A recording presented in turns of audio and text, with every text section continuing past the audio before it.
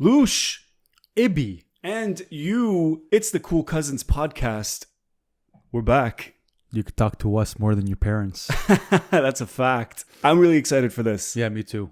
Me too. I've been meaning to launch this podcast for a really long time, and I said 2021 was going to be the year that I actually do so. And I'm really, really happy that we finally just started. Just went into it. No, it's good, man.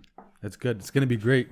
Yeah, actually, fun fact, I had a podcast a few years ago. It was called the Lucky Gang Podcast, and it was really fun. I had a really good time doing it, and I had a whole bunch of friends help me out like with their businesses and stuff, and I was able to kind of tour around and have that. Actually, the Blue Yeti, the mic, if you're watching this on YouTube, is the first mic that I ever used for my content creator career, if you will. And the rest is history. And that kind of fizzled out because then I started focusing more on YouTube. And this is on YouTube, actually, the Cool Cousins podcast. And of course, we are streaming for your ears as well. But I am going to be posting this. All the links are going to be down below for Instagram, for YouTube, and all the other audio streaming services. But I'm really happy that you're here, man. Yeah, thank you, man. I'm glad to be here, of course. Loush and Ibby, we are the Cool Cousins. Ibby, what do we mean? Why Cool Cousins? Well, like I said before, you could talk to us more than you could talk to your parents. You could spill the beans here. Spill the beans. Ask us whatever you like. You rewind back to those days, growing up. And I hope that you had that experience growing up as Arabs. Cousins are something that we get very used to at a very early age. And as Lebs, as Lebanese people, it's kind of a running joke with everybody. It's like, yeah, I got a cousin for that. Oh yeah, 100%. Everything's about the cousins. Yeah, everything. Even it doesn't have to be blood related. If you're a cousin, then you're a part of the family. Of course. And you're definitely a part of the family for those watching and listening. And that's really what we're trying to do here is create that vibe where back in the day, staying up late, you've got, the snacks out and you're watching a movie and you can just kick it, because a cousin, it's not like a sibling where a sibling you kind of live with, and sometimes it's too close for comfort. Yeah. With a sibling. It's like a brother far from home. Yeah. You could just spill, say whatever you want. Talk shit. Yeah, and just let loose. Talk mad shit. Oh my god. Like gossip like it's like it's nothing. Yeah. So we're really happy to be starting this journey, and I reached out to my family, my cousins. I did a call out for questions, and I said, listen, we're onto something here, and I'd really love for you guys to be a part of it from the very beginning. And we got some really good ones. The first one we got, big shout out to Zach. He's been a ride or die. My man, Zach. For a really long time. And he asked, as an Arab in today's society, what are some issues you had to deal with? My God. You've been through some stuff. Yeah, I have. I've been through a couple. So these questions are really just to introduce sort of ourselves. This podcast is about culture, lifestyle, and all the dysfunction in between. And we want to just use these questions to kind of get the ball rolling as some icebreakers here. Realistically, the only issues are probably racism, road rage all day long. Of course, it has to be road rage with me. So it was in the car. It was in the car, bro. It was in the car. I was pulling out of a parking spot, and there was a car coming right behind me. I didn't see it, and he honks at me. So put my hand up and I apologize. Didn't like that. He's like, watch where you're going, Mexican. I'm like, he had you confused for a Mexican. I'm not Mexican, man. It's just, and I told him, I'm like, okay, first of all, I apologized. Second of all, I'm not Mexican. I'm Lebanese. Right. Then he went on. I don't think he really cares. Oh, not at all. Because I racist. At that point, I just fed his ego. Yeah. Dirty Arab, terrorist, this and that. It's like. Yeah, he had to dig into his Rolodex to be like, okay, what are we dealing with? It's not Asian. No. It's not brown. Has to go into the archives. You got to go into the archives, dig up the right file. And yeah, man, at that point, I'm in uniform, right? I can't just, I used to do courier. I was in uniform. Can't just get out of my car and do anything about it. And even if I wasn't, I'm not going to get out of the car and do anything anyways, because it's not worth it. At that point, I'm feeding his ego even more. But yeah, man. I mean, how uncomfortably Arab were you being, though, at the time? I mean, did you have the prayer beads swinging left and right? Did you have that ethnic wedding, or just that folklore music just completely destroying the peace and quiet that we're used to? Were you eating? Did you smell like shawarma? Did you smell like garlic? What type of inconvenience were you causing this man, bro? Ibby? Absolutely nothing. Nothing. I'm in uniform, bro. I had my like my windbreaker on, zipped up. I had my toque on my head. Well, I mean, in centimeters, what was the length of your beard, Ibby? We need to talk about these probably things. the length of yours. No lie. Oh, for real? Yeah. Like I didn't grow my beard that long. Stubble. Yeah, it was just like a scruffy beard. Okay. Yeah.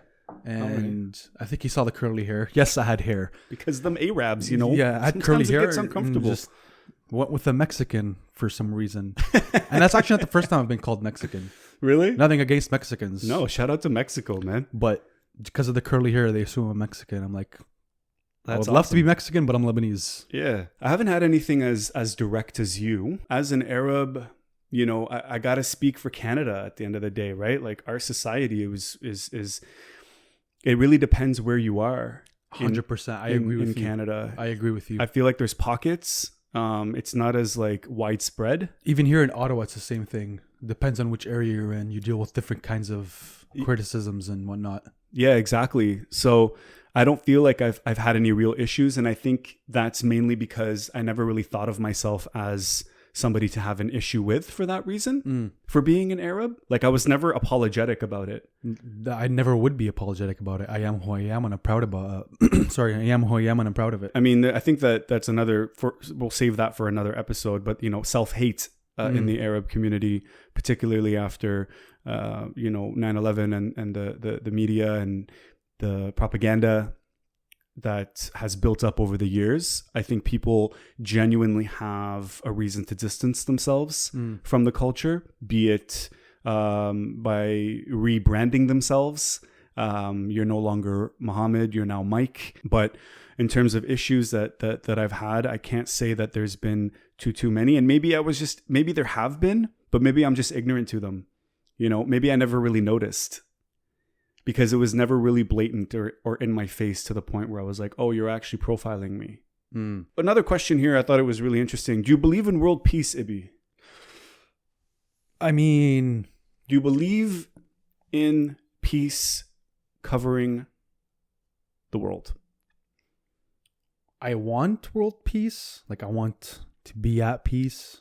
I want everybody to be at peace, but I don't believe it'll happen. Okay. So you believe in the concept, you just don't believe in the reality of it. Exactly. Okay. I don't think it'll ever happen. You don't think world peace will ever happen? No. Too much corruption, man.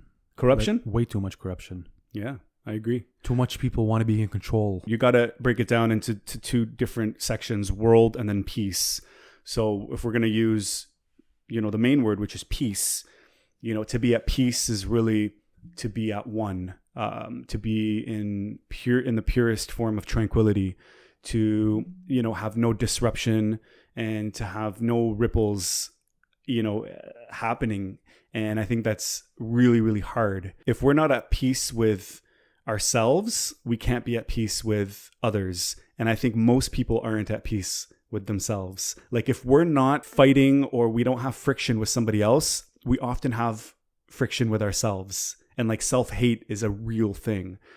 And so how am I supposed to believe in something for others or for the entire world when I can barely believe in it for myself? Nobody is as hard on me than I am, and the battle rages, the war rages on in my mind. And so I get the concept from an idealist perspective. I think I'm more of a cynic. Practically speaking, how are you going to have the world not have any friction? How are you going to have the world not have any disruption? Like it's in our human nature. We literally went to war to be the sperm that made it. Yeah.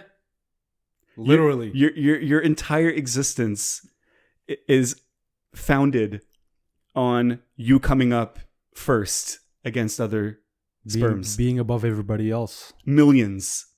You're the one that made it. And so you enter this world the victor. You already have that under your belt. And then you want to take that and say, well, I'm going to coexist with everybody and you want to try to. I think that, Canada is a very good example of like a peaceful society, but that's not to say that we don't have violence, conflict, and that we don't condone it either. Like, I'm a taxpayer. As a taxpayer, you condone violence. You're not you can be a pacifist all you want. But what choice do you have of not paying tax? Like, you have to pay tax. Absolutely. If you want to live here, you have to pay tax. You have to pay tax. But at the end of the day, we believe in the police. We believe in the military, restoring order when it's required. And where do you draw the line? You can believe in world peace. So the person that asked this question, which was a great question, by the way, it's very thoughtful. But let me know what you guys think if you're listening or watching. Do you believe in world peace? And if so, why? And if not, why? We got another amazing question here from Helen, who I know is a spectacular belly dancer. She's made a career out of belly dancing. Big shout out to Helen. She wants to discuss the differences between appropriation and appreciation. Like, you mean like I know that term for business is like to appropriate. Like, I don't know any other terms for it. Yeah. So like when another company, like, is it appropriate? Is that the term? I think so. Yeah, appropriate, isn't it? Yeah, I think so. When you like take another company and like swallow it and like it becomes a part of your... Yeah, basically. Okay. Yeah. Interesting. Well, I think that the term culturally can be used in the same way, where you take something from another culture and you make it yours. Okay. Yeah, we've discussed this before. Yeah, we've discussed it on actually a lot of our episodes on YouTube, where we notice some people doing things for the sake of the culture, or they'll take something, in our case as Arabs, from the Arab culture, and they'll say, well, we want to be included, we want to be involved, but there's some selfish reasons behind it. The answer lies in the person's intention. 100%. Why are you dressed with a certain thing that has to do with somebody else's culture? What's your purpose of you wearing that? The best example that I can think of right now is the scarf. Yeah. The Arab scarf, the kafiyeh or the kufiya, depending on your dialect.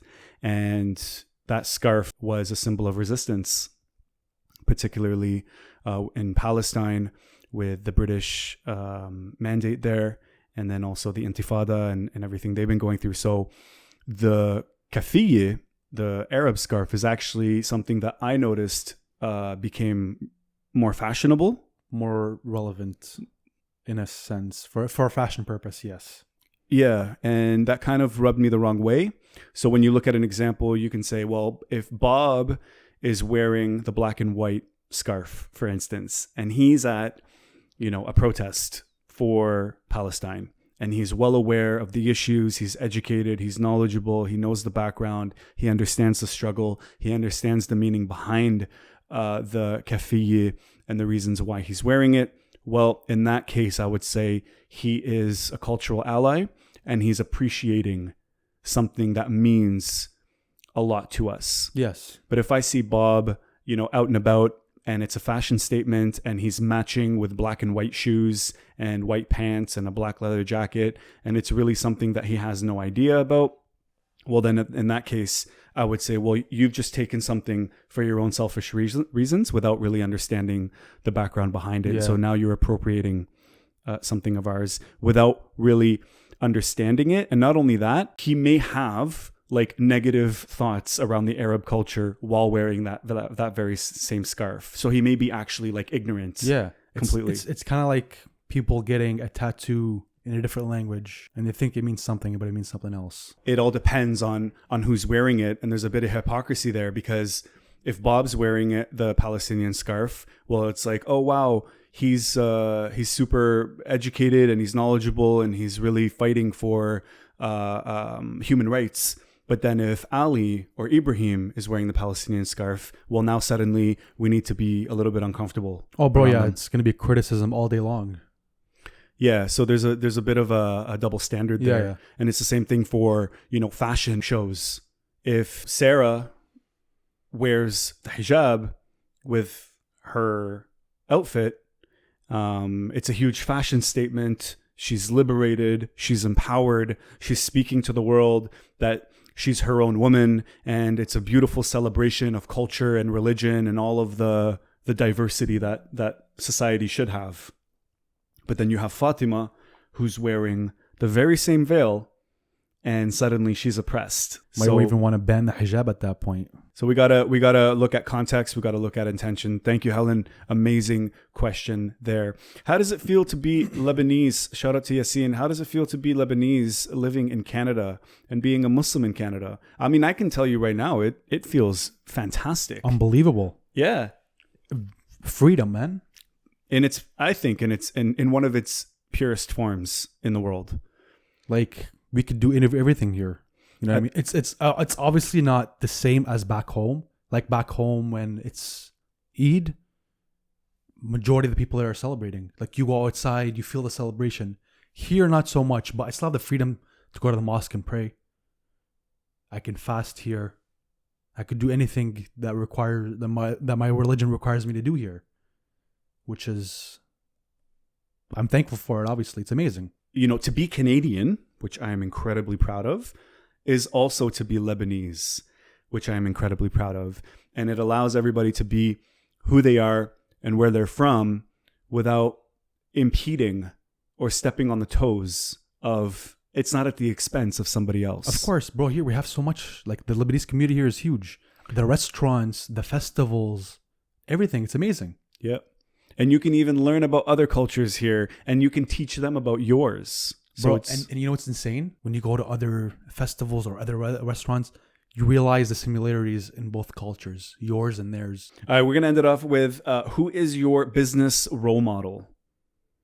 Business role model. Yeah, who is your business role model? Right now, I would say my current boss. So I'm an HVAC technician. He owns an HVAC company. Like, I look up to him for that stuff. As a businessman in general, as a boss, I have a lot of freedom to do anything I want. Learn a lot from him. Oh my God, he loves giving knowledge. That's why I look up to him the most, man. No, he's very, very good businessman. Yeah, I noticed the people that are in a position of power that give more than they take are usually the most successful. And I think a lot of people have it twisted from in the business world. A lot of people think, well, if I'm the boss, what can you do for me? But when you flip it on its head and it's like, well, if I'm the boss, what can I do for you? Like, I'm at your service. Like, bro, if I tell you how many times this guy would give me his truck and trailer to go do my own jobs, his tools to go do my own side jobs. And he motivates me to do so as well. Like, sometimes I don't even have to ask for it. He's like, yo, you want to do this? Go ahead, do it. Take whatever you want. What's mine is yours. It's amazing. Like, what more could you ask for? Mine is my dad. Yeah, your dad owns a couple of businesses. My dad owns a couple of businesses. My dad has been an entrepreneur since, his mid-teens, if you will. And what's interesting about my pops is he actually, unlike a lot of Lebanese people that immigrated to Canada, he wasn't a product of the war. He wasn't a product of the Civil War. And he was actually recruited from, one of the top hotels in Canada to be a chef. And so he was studying the culinary arts, and he's such a fantastic chef. And he dropped everything. He left his comfort zone. He came to Canada and he literally built something out of nothing. And I love that old school, gritty OG mentality. Like him and a lot of others that are from that generation, they just have that work ethic that I wish I had like 1% of it, because they need nothing to keep going. Just like their sheer drive and motivation. Oh, bro, they were built different, man. They were built different. They were built to withstand the test of time, And so they built businesses in the same way. And they came from nothing, not even like barely knowing the language. Oh, bro, it's like you're going into a completely different lifestyle. Like whatever you have, you're letting go of, and you're starting fresh all over again. It's insane. Like at what age? 17.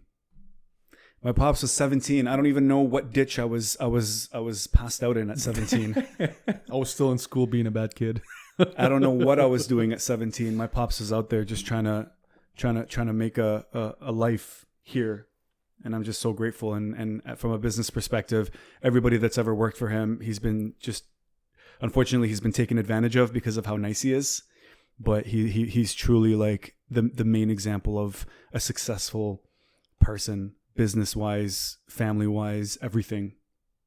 It's Amazing remarkable. man. Yeah, no doubt. Amazing man. Let us know if you guys have any other questions, and if you want to chime in on this discussion. We would love to hear. You guys are the cousins. You're our cousins. All of our links are below if you're watching this on YouTube. You can find us on Instagram, Cool Cousins, and on all the streaming platforms.